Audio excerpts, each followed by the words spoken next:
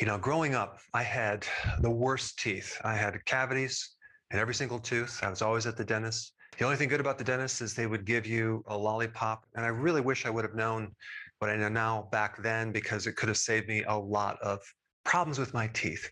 But I want to share with you the best two foods that you should be eating for your teeth.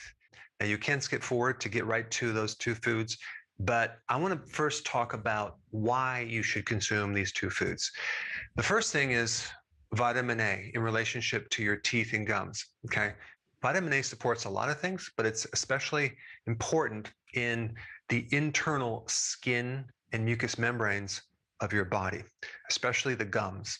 And vitamin A increases the resistance to infection of the mucous membranes. So if you're deficient in vitamin A, you're much more susceptible to getting an infection, especially of the gums. And there is a condition called pyorrhea, which is basically gum disease that occurs when you're vitamin A deficient.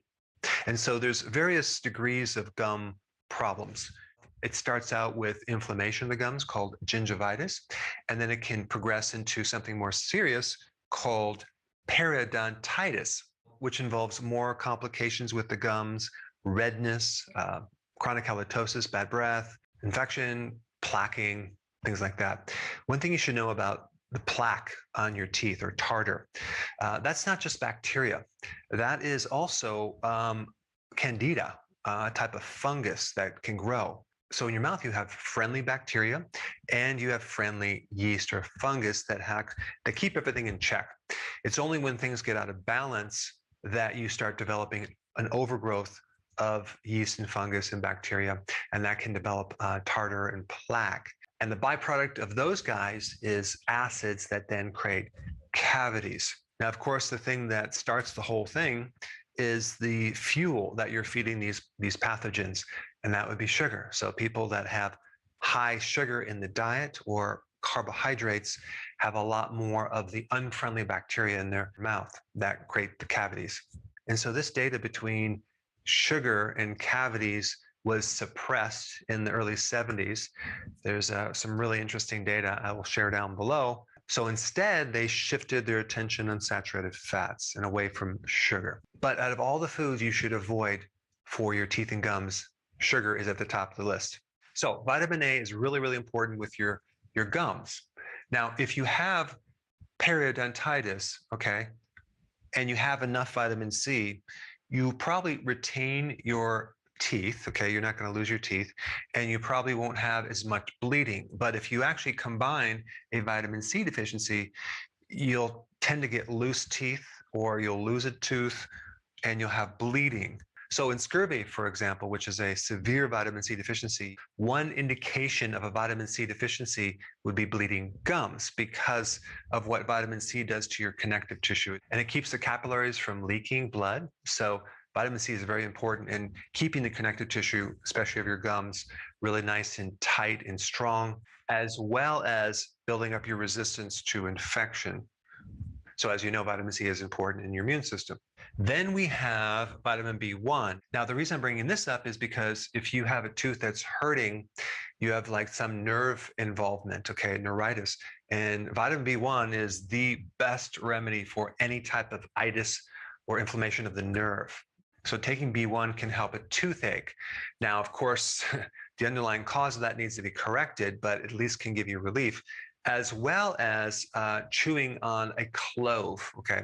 Clove will help numb the tooth, okay? So you might want to try that as well. Now, then we have this thing called vitamin F. Now, what is vitamin F? Well, it's a combination of the omega fatty acids. And vitamin F works with calcium. It helps to unload calcium as one of its functions. So if you look at vitamin D and vitamin K2 and vitamin F, they all work in this one specific function of helping you absorb calcium, transport calcium, and then dumping calcium in the right places. So vitamin D is vital for absorbing calcium from your intestine to your blood. And then vitamin K2 is important in transporting calcium to the right areas of the body, to the bone, to the teeth, okay, and not in the wrong places. And then vitamin F has a function of helping unload this calcium and pushing it into the tissues. So given that information, what foods would have most of these vitamins? Well, butter and cod liver oil, okay? Now, when we're talking about butter, we're talking about grass-fed, okay, and organic, or you can do the ghee. This is loaded with vitamin D, F, vitamin K2 especially, and vitamin A, okay?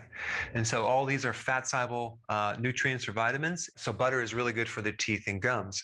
As a child, of course, with a lot of teeth problems, I craved butter so much. I would literally sit down and consume a stick of butter without even questioning it. I just love butter. And reflecting back is because I needed these nutrients, okay? Unfortunately, I was consuming a massive amount of sugar and refined carbs at the same time. And one point about vitamin C and sugar is that the chemistry of sugar and vitamin C is very similar. So if you're consuming all the sugar, you're not going to be able to absorb vitamin C at the same time. Okay, so that was my problem. And the second food is cod liver oil. Now, why is cod liver oil so good for the teeth and gums, and why is it so unique and different from regular fish oils?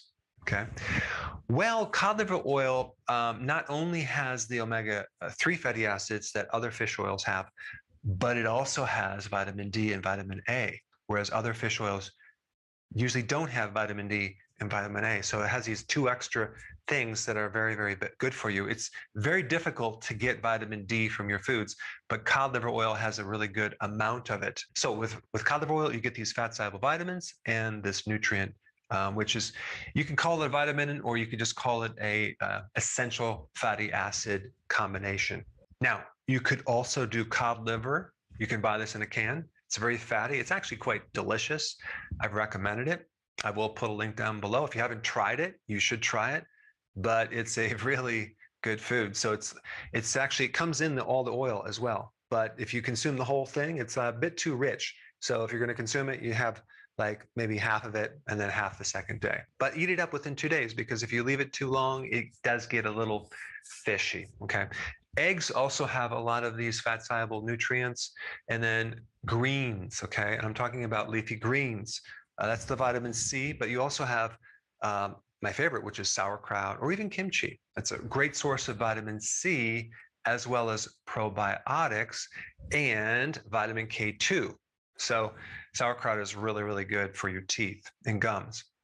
And then as far as the B vitamins go, nutritional yeast is a good source, but you have to realize that your gut also makes a lot of your B vitamins. So if you don't have the gut flora, or you've had antibiotics, chances are that could be the reason why you're deficient in Bs. So just realize that these microbes can give you these B vitamins as well. Now, probably the next best video for you to watch would be the one on cod liver oil. I've done quite a few, but this one is very interesting. Check it out.